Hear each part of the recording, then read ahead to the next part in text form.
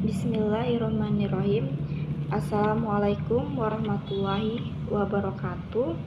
Eh, Nama saya Sri Ayu Ulandari, jurusan Pengembangan Masyarakat Islam, semester 5, Fakultas Dakwah dan Komunikasi,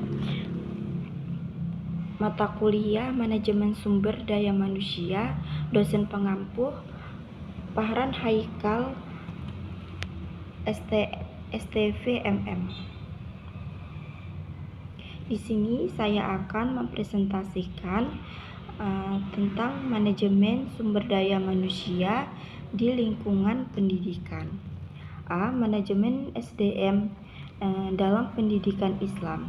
Sumber daya manusia adalah potensi yang terkandung dalam diri manusia untuk mewujudkan peranannya sebagai makhluk sosial yang adaptif dan transformatif, yang mampu mengelola dirinya sendiri serta seluruh potensi yang dimilikinya.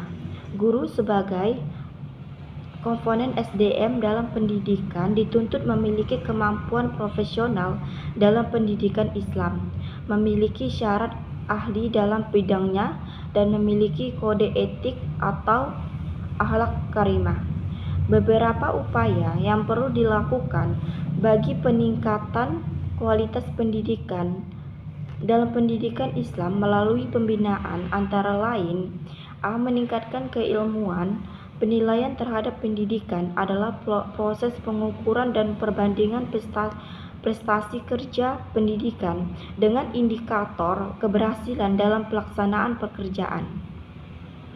B. Pembinaan atau pengembangan pendidikan. Pembinaan atau pengembangan pendidikan merupakan mendayagunakan, memajukan, dan meningkatkan produktivitas kerja setiap pendidikan yang ada. C. Budaya religius. Dasar religius adalah dasar yang diturunkan dari ajaran agama.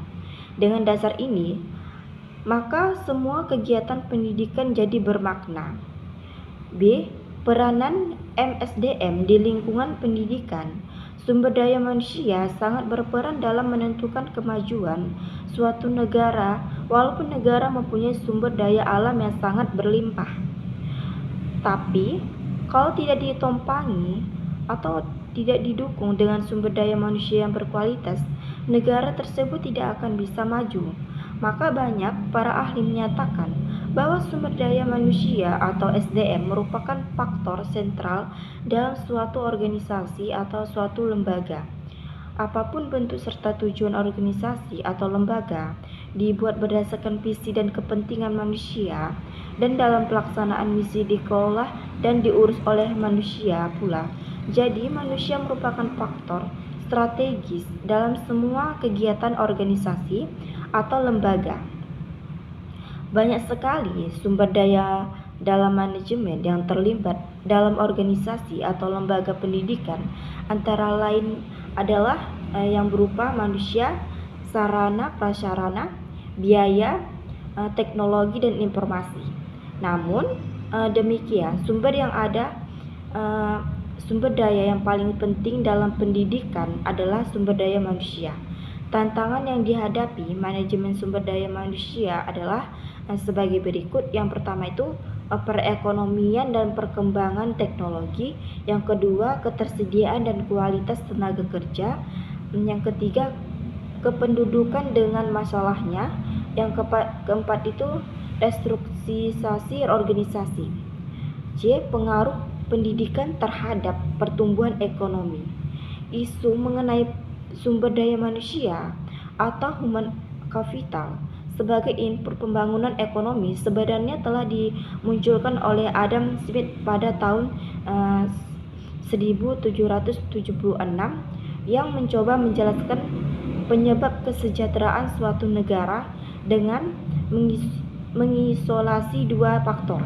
Yang pertama itu pentingnya skala ekonomi, dan dua itu pembentukan keahlian dan kualitas manusia. Faktor yang kedua inilah yang sampai saat ini telah menjadi isu utama tentang pentingnya pendidikan dalam meningkatkan pertumbuhan ekonomi. Sekian presentasi dari saya. Assalamualaikum warahmatullahi wabarakatuh.